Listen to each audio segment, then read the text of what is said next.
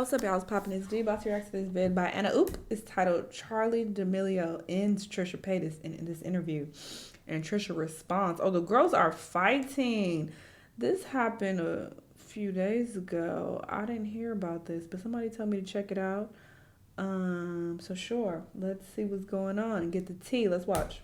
After receiving backlash over her failed popcorn launch campaign, Charli D'Amelio is once again stirring up a storm. And this time, it's not about her failed popcorn launch, but a full-on celebrity showdown with none other than her long-term rival, the one and only Trisha Paytas. Something is always going down in the world of influencers. I hope you've stocked up on your D'Amelio popcorn because trust me, you're gonna need it. Anyways, guys, without wasting time, let's get into this. Now, we all know the D'Amelios have been making headlines recently, and it's not because their popcorn line is popping off the shelves. No, it's about how they decided to handle their snack campaign at Walmart. They dressed up like Walmart employees playing around the store while stocking their Be Happy snack line with popcorn as their first product. And you guys, the internet exploded with backlash because it seems like people are fed up with the whole ultra rich pretending to be just like us gig. It's not like the D'Amelios lack money to hire a good PR team, so it beats logic why they thought this would be a grand idea to fake a normal life to connect with regular folks while pushing their new snacks. If you ask me, I don't think what they did was that bad. Celebrities do it all the time, including Trisha Paytas that we're about to talk about in a few. The issue is that people are currently super frustrated with their jobs or just life in general because the whole worldwide economy has never been the same since COVID. Right, I don't think it's that deep. I mean, I would have to see the video. If they were mocking, Walmart employees, then that's a different story, but it doesn't seem like, I feel like she would have said that if that was the case. So I don't think it's that deep, and I totally agree with her. Niggas are just upset. They be jealous. I say this all the time.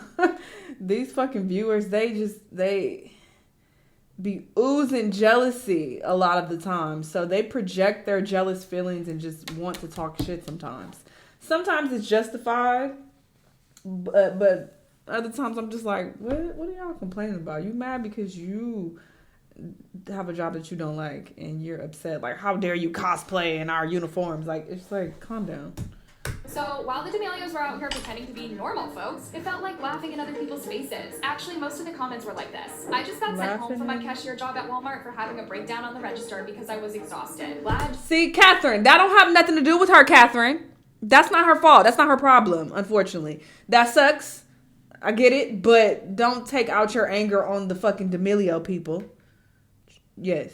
She's having fun though. Imagine walking into your 12-hour shift to feed your family while living paycheck to paycheck, and this girl is cosplaying poverty in your lane. You can already tell how badly the D'Amelios wanted this nightmare behind them, which brings us to the next chapter of the story. So shortly after this popcorn parade, Charli D'Amelio was hosted on the Jay Shetty podcast. And what better time to give people something else to talk about other than their failed snack campaign? And that's exactly what Charli D'Amelio did. She called out Trisha for being on her case too much in the past. Like any slight thing Charli and her sister did would always end up on Trisha's desk. And the next thing you'd hear is, hi guys, so I recently came across this video about Charli. I mean, the way Charli D'Amelio puts it, Trisha was studying her too keenly. You'd think she'd graduate. Now, in case you didn't know this, a few years ago, Trisha Paytas was a lot more controversial than she is right now, since she wasn't afraid to talk about certain problematic topics and people, so like you can already tell she's ruffled so many feathers. Maybe it's a passing wave of youth, or maybe Trisha just liked drawing clout to herself. Alright, moving on, Trisha and Charli were really at it this time because this was around the period Charli D'Amelio was taking off on TikTok, so naturally people like Trisha always had something to say about her. Let's start with where all the drama began, which was the incident when Charli, her sister Dixie, and their parents and James Charles were having dinner, and the food had been made by a personal chef who was also there with them. Unfortunately, the girls didn't like the food and said it was something they weren't used to. The truth is, we've been in such situations where someone offers you food, but is that paella? Is that how you say it? I fucking hate paella.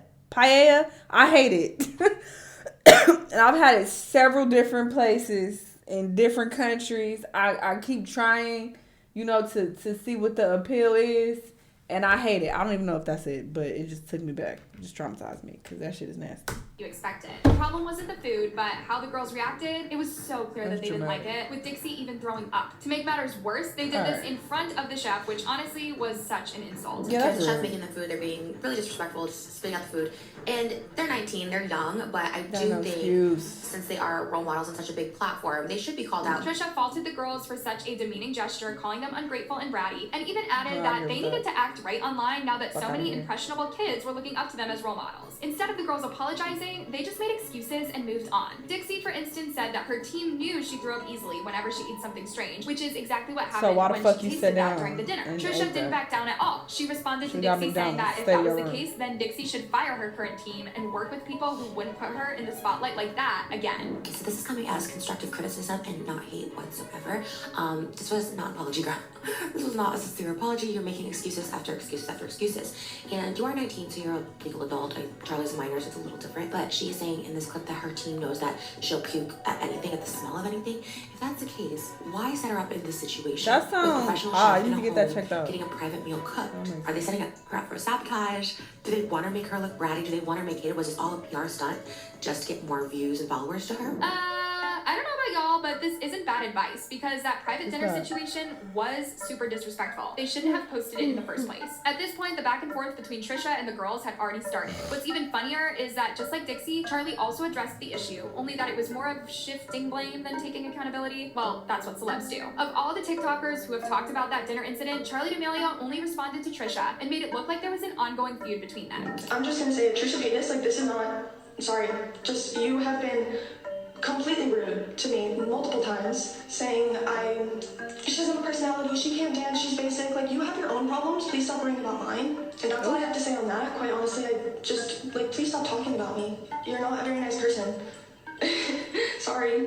As if that wasn't enough, James Charles also somewhat felt attacked now that he was also at the dinner table. So he posted a video telling Trisha to stay in her lane. I didn't want to respond to this because I didn't want to give Trisha the attention that she's clearly craving. However, I've never been accused of being a child groomer, and this is not an accusation that I'm going to take lightly. To insinuate that the relationship between Charli and I is anything other than just a friendship is absolutely disgusting. James went on to say, I became friends with the D'Amelio family as a whole very, very early on because this was all very new to them, and I wanted to be a friend and a mentor in any way that's possible. And Charli and I, despite not being the same age, trying to make it seem like it's inappropriate at a very, very young age. Charli even threw in a few jabs telling Trisha Paytas that the only reason she was in the spotlight was because of her controversial past, consisting of saying racist things, using the N-word, offending the trans community, and voting for Trump. You are in no position to be talking about me and my career, so I highly recommend that you stop starting fights with people that are half your age, pack it up, and work on holding yourself and your best friends around you because they and you are the problem. It was a whole mess, you guys. Even Dixie, who had backed down, somehow felt re-energized. I'm gonna need you to shift some of that spice to Skeletor, because he be on your fucking head and you won't be saying shit. So let's direct some of that hostility towards him, because he just said way worse about you than Trisha has, in my opinion, based on what I've seen. I don't obviously know everything Trisha has said, but yeah, say something to him. To go at Trisha again, but as always, she messed up again. She uploaded a video dancing to NWA songs, saying the N-word, which of course she did to put Trisha on blast after James's video. Dixie was trolled in ways she didn't expect and ended up deleting the video after claiming that she was just trying to make a point and that, in fact, she wasn't trying to promote a racist sound. Well, as you can already guess, Trisha entered the chat one more time. Dixie was dancing to a song with the N-word not bleeped yesterday. I said the word 10 years ago. How come you and your sister have done multiple dances to the N-word? Trisha also came with receipts of James Charles himself also using the N-word and even more evidence of Charli and Dixie doing the same. Among the many things Charli, Dixie, and James said when addressing Trisha was that she needed to act her age and stop meddling into kids' affairs. To which Trisha responded by saying, people use me to deflect because of my reputation of trolling and being canceled. You know what I hate about this generation, these Gen Z niggas? Is that y'all be so quick to act like you grown, this, and that. But when it benefits you, that you're a kid, and but I'm young, and I don't know no better. You want to use it when it's convenient. Your whole, you being young, because they're, 19 or whatever the case. Actually, Jamie Charli, I'm pretty sure he in his 20s at this point. Ain't no way he's still a teenager. Ain't no fucking way. But, yeah, fuck out of here. Talking about, with kids. They are grown. When you 18, okay, now you in a grown territory now. Don't try to make it seem like they're children. They're minors. Like, fuck out of here. With it, I was here before they could walk, and I'll be here long after they cancel themselves with a cocky, we're way better than your attitudes. It doesn't get you anywhere. Anyways, guys, that's just an inch of how bad the relationship between the D'Amelio girls and Trisha has been strained for years, which explains why people really caught on to it quite fast when Charli talked about it during the podcast. During the podcast, Charli talked about the challenges she went through when she got to 1 million followers on TikTok, saying the hate was out of this world. She mentioned how particularly this was so difficult for her because she became famous at a super young age, and that it was at that moment that Trisha's name came up. A lot of people said that she was clearly talking about Trisha Paytas here because Trisha literally fits with everything she said, like being grown adults, now with kids. Oh, so apparently Charli D'Amelio has been expecting some sort of apology from Trisha and the other people who came at her. Well, I don't know about y'all, but in some of those situations, she kind of sort of needed to be put in check, like that dinner reaction saga. Wait, now that I think about it, I hope they apologized to that chef. Well, just like in the past, Trisha responded, only that this time her energy had shifted. Trisha didn't go off on Charli D'Amelio for expecting an apology. Shockingly, she actually apologized to Charli, like genuinely. Josh brought up the issue during their podcast, telling Trisha that Charli was definitely talking about her. Yeah, and she said like when she hit 100 million followers, that was like the darkest days of her life or something. Yeah. Like, Wait, why? Did she explain? she was just saying. I didn't get it. I saw the clip. I didn't see. It's just like awkward laughing because no. I think she's kind of referencing you. No! Like subliminally, she just said like there's a lot of adults who were like really hard on me when I was 16, and now she said now they have kids, and I hope now that they see it. It was a little specific. Trust Trisha to always be honest about her thoughts, regardless of the I situation. mean, you were cringy and you couldn't dance. So are we supposed to just ignore that? You know, I mean, I get it. It's like, well, they're kids. Because at that point, she was a kid. She was 16. But it's like, if you everywhere, I feel like we got a right to say something. And like, I even made comments as well. I mean, they weren't hateful, but I was just like, oh my God, this little girl getting on my nerves. All these cringy dances. You know, because that's what the fuck it was. Hello, you putting yourself all over the internet. It's like niggas gonna have opinions. I don't feel like it's out of a place of hate. It doesn't have to be this cruel, horrible thing. It's just an opinion. She said she still thinks what she said wasn't that bad because she only addressed the girls' reaction to the food, especially Dixie, but she still offered an apology regardless. I feel like it wasn't too bad on Charli. I feel like I was more on Dixie with the snail. Oh, yeah. I don't think I was too bad because I remember being like, well, Charli's a kid. So I so apologize to Charli and Dixie. I feel bad. Oh my gosh, that's so embarrassing. Well, I do have children now and they do change you, so thank you. I'm a changed person. So many people were still on Trisha's side on this, saying she had nothing to apologize for because she simply said the truth and that she called out the girls' management for putting them in such a position. I cringed so hard watching Charli call Trisha a rude person. Girl, she's not rude, she's right. These kids are so full of themselves, they can't see the truth of the matter. Someone else replied saying, anything that's not praising her or her sister is an attack on their mental health. SMH, people who can't deal with criticism should be very careful of what... That part, and also having that big of following, I say this all the time, and I don't understand why these people don't do it. I wouldn't read shit. I would be so disconnected. I'm already disconnected, and my following is very small. Okay, my viewership very small, and I'm still fucking distance myself. So imagine y'all got hundreds of millions of followers, and y'all got y'all phone looking at what these niggas is saying and what people got to say about you. Excuse me, I'm hiring somebody to manage my entire social media while I'm chilling and focus on my brand deals and enjoying my money. Excuse me, what? Y'all fuck up y'all own mental health. I'm sorry. I'm a big believer in that. Like, this is a personal decision. And I get it. They're young. So, you know, sure, you could chalk it up to that. But nah, bro. Stop reading the comments. You don't have to read or look at people's opinion of you. That's a choice.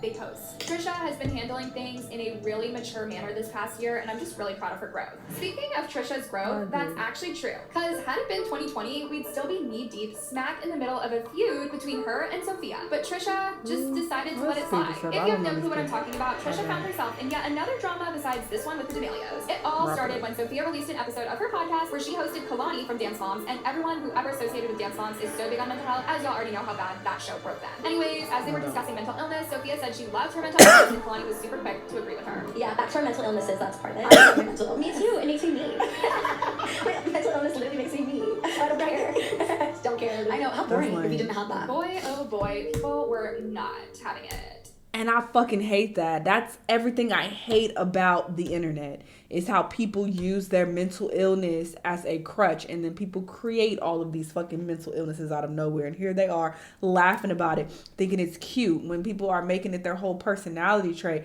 I don't fuck with it. Or they're using it as an excuse for shitty behavior. I don't fuck with it. And it's like there are so many people who actually struggle with real mental illnesses that they want to shake and they don't want no parts of. But here you are. Who am I without it? Hey, it makes me me. Go to hell. Trisha Paytas was among the people who called out Sophia for saying such a problematic thing. No hate to those two girls, but for those of us who don't love our mental illness, Yeah, what the fuck? So I feel like it's great that mental illness is like normalized and talked about, and just like so many more people are coming forward with their mental health struggles. Like that's super, but it can be discouraging when it gets like so glamorized, or it looks like people are functioning so easy and you're not. You're like, okay, well, I have mental illness, but I can't even get out of bed, and these people are driving, they look great. Trisha didn't say anything bad or problematic here. As a matter of fact, her message wasn't even directed to Sophia. Trisha simply affirmed people who were struggling with mental illness saying that it was okay not to like being in such a state. Well, one person found a problem with Trisha's message, and that's none other than Sophia. So she stitched Trisha's video and called her an electrocuted hair girl. Okay, no hate to electrocuted hair girl, but I just think it's a little bit damaging to tell people how they should or should not express their own mental illness. You guys, Trisha is literally in her mature girl era because she actually responded to Sophia in her podcast and even apologized to her if the message came off in the wrong way. So I really wasn't like apologizing, like tell her like it was not, and Sophia, if you're watching this, like clip it, whatever, like it was never about you. I actually like love, adore you. I always talk like positively about you. Like she said the hair thing really upset her because she has had major struggles with her hair ever since she was young. Like when I tell you my heart went to my stomach, like I literally felt sick, like I cried and I never cry. I think because my hair is a trigger, and it sounds like so stupid, it sounds so dumb. But when I was like a kid, like people made fun of my hair all the time because I just never had like smooth hair. Literally everyone was on Trisha's side on this, saying that Sophia's meanness was so uncalled for. Well, Sophia eventually responded, but her mean girl energy stinks to the high heavens, you guys. I would like to apologize to Trisha Paytas. Shut up. What I said and what I did was a low blow, and I can fully acknowledge that, and I'm sorry. I truly am sorry. For some reason, when I watched it, it was extremely triggering. I don't know exactly why. I will up my therapy sessions to twice a week. Girl! I am sorry. She went on and on explaining what she meant when she said she loved her mental illness, but ugh, please. Sophia ended by saying she was trying to get a hold of Trisha, but she hasn't been successful so far. She's still hopeful that they will get in touch and talk. Many people have told Trisha not to respond to Sophia at all because based on that apology, she wasn't sincere at all, and that she thinks she was only sorry because literally everyone was calling her out. What do you guys think? I agree. And I don't even know who the hell this Sophia person is, but what you did was some bullshit. And what you mean, oh, how y'all gonna tell me how I can express speaking about my mental illness?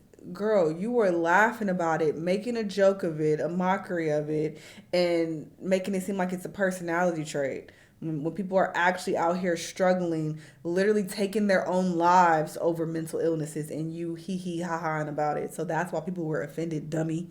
What are you talking about? So there's that. The D'Amelios, I see they still out here doing annoying shit, but whatever. Y'all made them famous, so don't complain about it now. All right, let them sell their little popcorn or whatever the fuck in Walmart. And yes, they dressed up as Walmart employees because their popcorn was getting sold at Walmart.